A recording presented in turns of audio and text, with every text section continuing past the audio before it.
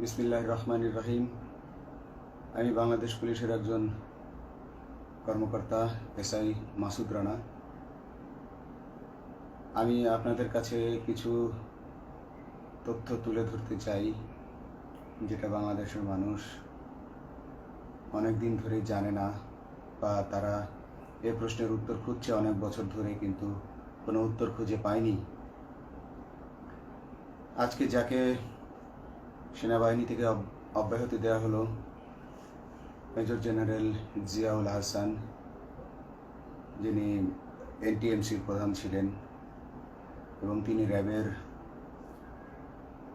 অতিরিক্ত পরিচালক ছিলেন। অতিরিক্ত পরিচালক অপারেশন। তিনি মেজর থাকতেই র্যাবে ছিলেন এবং বাংলাদেশে যত গুম খুন হয়েছে, বিএনপি সহ অন্যান্য যারা অ্যাক্টিভিস্ট, সেই গুম খুনের সাথে জড়িত এই জিয়াউল হাসান। অনেক নেতাদেরকেই র্যাবের কালো গাড়িতে করে সিভিলে ধরে আনা হতো, এনে র্যাব ওয়ানের গোপন আস্তানায় তাদেরকে আটক রাখা হতো। এরপর তাদেরকে সময় মতো অজ্ঞাত স্থানে নিয়ে তাদেরকে হত্যা করা হতো এবং অজ্ঞাত স্থানেই তাদের লাশ হয়তো নদীতে ডুবিয়ে দেওয়া হতো, নয়তো তাদেরকে দাফন করা হতো, নয়তো অ্যাসিডের মাধ্যমে তাদের লাশকে গলিয়ে দেওয়া হতো। আমি 2014 অক্টোবর থেকে 2017 ডিসেম্বর পর্যন্ত র্যাব সদর দপ্তরে কর্মরত ছিলাম। তখন র্যাবের ডিজি ছিলেন বেনজির, যিনি আজকে দেশের হাজার হাজার কোটি টাকা চুরি করে, পুলিশের হাজার হাজার কোটি টাকা চুরি করে পালিয়ে গেছেন বিদেশে। তো আমি দেখেছি অনেক মানুষকে কিভাবে অন্যায়ভাবে গ্রেফতার করে নিয়ে গুম করে রাখা হতো। আমি রিসেপশনে ডিউটি করতাম। গুম হয়ে যাওয়া মানুষের স্বজনেরা আমার কাছে আসতো, কিন্তু আমাদেরকে কঠোর নজরদারিতে রাখা হতো। সিসি ক্যামেরার আওতায় ছিলাম, তাদের সাথে আমরা ওভাবে কথা বলতে পারতাম না। তাদেরকে কোনো তথ্য দেওয়া নিষেধ ছিল আমাদের জন্য। কিন্তু তাদের স্বজনরা আসলে এসে যখন এখানে কান্না করতো, আমি নিজেকে ধরে রাখতে পারিনি। আমি অনেকের স্বজনকেই তাদের স্বজনের, গুম হয়ে যাওয়া স্বজনের পরিণতির কথা জানিয়ে দিতাম।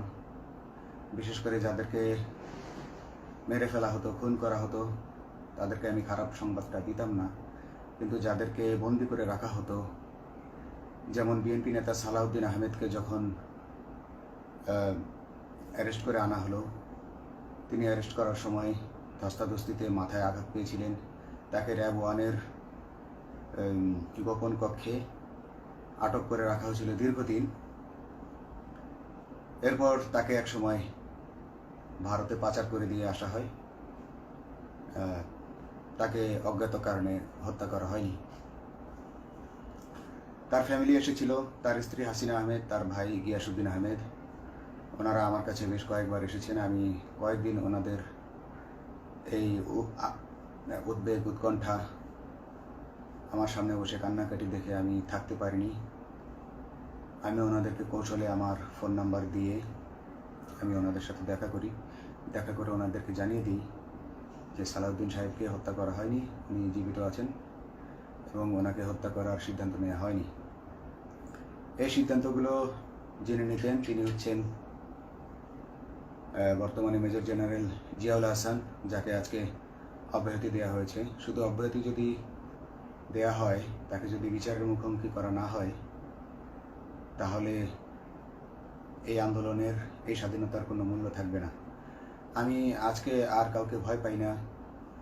আমি আজকে বিশ্বাস করি যে আজকে আমাকে এই সত্য বলার জন্য কেউ গুম করে দিতে পারবে না, এই সত্য বলার জন্য কেউ আমাকে অ্যারেস্ট করবে না।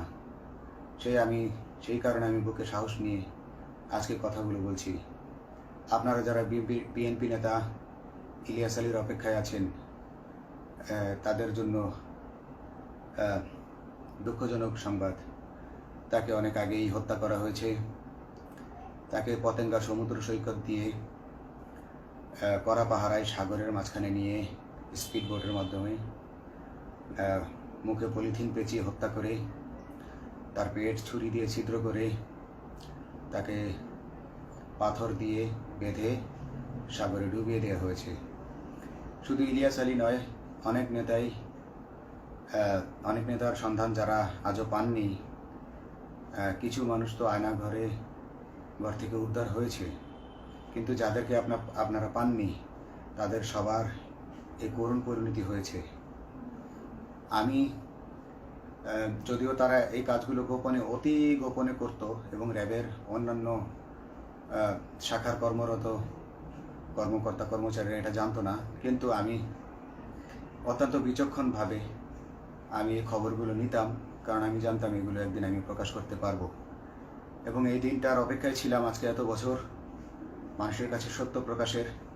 বাংলাদেশের মানুষ জানুক যে কারা খুনি, কারা এত মানুষকে গুম খুন করেছে, এই দেশ থেকে এই দেশে ত্রাসের রাজত্ব কায়েম করেছে। তারা মাদকের ক্রস ফায়ারের নামে যে হত্যা ট্র্যাডিশন চালু করেছিল, এই ট্র্যাডিশনের উদ্দেশ্য ছিল বিরোধী দলের লোকজনকে হত্যা করা।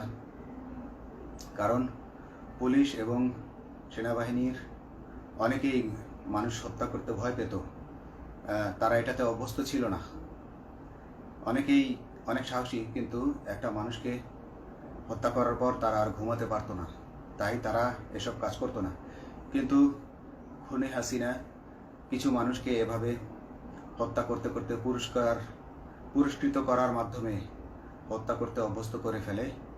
তারাই এই গ্রেফতারকৃত এই গুমকৃত মানুষদেরকে গুলি করে হত্যা করত। এবং তারা এতটাই নিষ্ঠুর যে তারা এক একজন কয়েক শত করে হত্যা করেছে। এবং এই মানুষগুলোর সংখ্যা বেশি নয়, কারণ সবাই লাশ দেখতে পারে না। একটা মানুষকে খুন করার পর লাশের যে ছটফটানি এবং মাথায় গুলি করার পর মাথার যে বিকৃত অবস্থা, এই জিনিসগুলো আমাদের অনেকেই আমরা সহ্য করতে পারি না।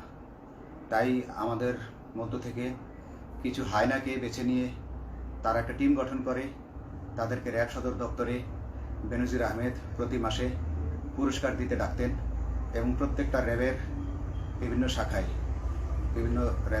শাখায় এরকম দু একজন রাক্ষস ছিল যারা মানুষকে শুট করত, গুলি করত, হত্যা করত এবং গুম করত। তারা এখনো আছে। তাদেরকে আমি নতুন সরকারের কাছে দাবি জানাবো, তাদেরকে বের করতে হবে, তাদেরকে বিচারের আওতায় আনতে হবে। না হলে এত শহীদের বিনিময়ে যে ফ্যাসিবাদ থেকে, যে স্বৈরশাসন, যে খুনি হাসিনার হাত থেকে আমরা মুক্তি পেয়েছি, সে মুক্তির প্রকৃত মূল্য আমরা পাবো না, প্রকৃত স্বাদ আমরা পাবো না। এই খুনিদেরকে বের করতে হবে, এই খুনিদেরকে বের করে আইনের আওতায় আনতে হবে। বাংলাদেশ পুলিশ কখনোই গুলি করতে অভ্যস্ত ছিল না। আপনারা জানেন একসময় পুলিশ যে গুলি করতো না, এটা নিয়ে অনেক ব্যঙ্গচিত্র ছাপা হতো পত্রিকাগুলোতে, যে গুলি না করতে গুলি খেলনার বন্দুকে পরিণত হয়েছে। তো কিন্তু সেই নিরীহ পুলিশকে রক্তপিপাসু হিসেবে শেখ হাসিনা তৈরি করেছে। তবে সবাই নয়, কিছু মানুষ। আপনারা দেখেছেন এবং এই আন্দোলনের ভিডিও ফুটেজ দেখলেও দেখবেন যে কয়েক শত পুলিশের মধ্যে কেবলমাত্র কয়েকজনই জনতার দিকে গুলি ছুড়ছে। তো আপনারা ঢালাওভাবে পুলিশকে আপনাদের আক্রমণের নিশানা বানাবেন না। নতুন সরকার অবশ্যই এর বিচার করবে। আমি আশাবাদী নতুন সরকারের কাছে তারা যদি আমার কাছে কোনো তথ্য চায়, আমি তথ্য দেব ইনশাল্লাহ। এবং এই খুনিদেরকে, এই রাক্ষসদেরকে বের করতে হবে। প্রতিটি গুমের, প্রতিটি হত্যার সুষ্ঠু তদন্ত করলে এগুলো বের হয়ে আসবে বলে আমি আশা করি এবং আমি চাই এরা ধরা পড়ুক এদের বিচার হোক, না হলে এরা যুগে যুগে এই রাক্ষস যুগে যুগে রয়ে যাবে, আমাদের মাঝেই তারা লুকিয়ে থাকবে এবং যুগে যুগেই তারা মানুষের রক্ত পান করেই যাবে। পুলিশ বাহিনী মানুষকে সেবা করবে, এটাই হওয়া উচিত পুলিশের ধর্ম। পুলিশের ধর্ম হবে মানুষ পুলিশের জন্য, পুলিশ মানুষের জন্য। উন্নত রাষ্ট্রের পুলিশ মানুষ যেভাবে পুলিশকে ডাকলেই পুলিশ 5 মিনিটের মধ্যে ছুটে যায়, তাকে সাহায্য করে। আমরা বিভিন্ন ভিডিওতে দেখি যে পুলিশ হাঁসের বাচ্চাকে রাস্তা পার করে দিচ্ছে, একজন অন্ধ মানুষকে রাস্তা পার করে দিচ্ছে। বাংলাদেশের পুলিশ এমনটাই করতে চায়, আমরা এমনটাই করতে চাই, কিন্তু সেই পরিস্থিতিতে আমাদেরকে রাখা হয়নি। আমাদেরকে রাখা হয়েছে দৌড়ের উপর, আমাদেরকে রাখা হয়েছে বিভিন্ন অন্যায় কাজের উপর, বিভিন্ন অন্যায় আদেশের উপর। কেউ যারা মেনেছে তারা ভালো ভালো জায়গায় পোস্টিং নিয়ে থেকেছে, যারা মানেনি তাদেরকে খারাপ খারাপ জায়গায় পোস্টিং দেওয়া হয়েছে, কারো চাকরি হয়ে হারিয়েছে, কাউকে সাসপেন্ড করে রাখা হয়েছে। আমি নিজেও একজন এমন বৈষম্যের শিকার, অন্যায় মিথ্যা মামলার শিকার হয়ে আমি নিজেও বর্তমানে সাসপেনশন অবস্থায় আছি। এবং এই সাসপেনশন অবস্থায় থেকে আমি আল্লাহর কাছে শুকরিয়া জানাই, কারণ এই সাসপেনশন থাকার কারণে আমি ছাত্র জনতার আন্দোলনের সাথে সংযুক্ত হতে পেরেছি। আমি সবসময় আল্লাহর কাছে দোয়া করেছি যে আল্লাহ, তুমি আমাকে মুজাহিদ হিসেবে কবুল করো, আমাকে জিহাদ করার তৌফিক দান করো এবং আমাকে শহীদি মৃত্যু দান করো। এবং আল্লাহ আমার দোয়া কবুল করেছেন। আমি ছাত্র জনতার সাথে এই জিহাদে অংশগ্রহণ করেছি, ছাত্র জনতা সফল হয়েছে। আমি গর্বিত আমি এই আন্দোলনে একজন পুলিশ অফিসার হয়েও আমি অংশগ্রহণ করতে পেরেছি। তো যাই হোক, আমি চাইব যে বাংলাদেশ পুলিশের, র্যাবের যে সকল কর্মকর্তা অগণিত মানুষের গুম খুনের সাথে জড়িত ছিল তাদেরকে ধরা হোক, তাদেরকে আইনের আওতায় আনা হোক। আমাদের মতো অনেক অফিসার আছি যারা এসব কুকর্মের সাক্ষী, আমরা সাক্ষ্য দেব। আমরা এখন আর ভয় পাই না। আমরা আসলে যে ভয় পেয়েছি তা নয়, আমাদের বাহিনীতে টিকে থাকাটা জরুরি ছিল।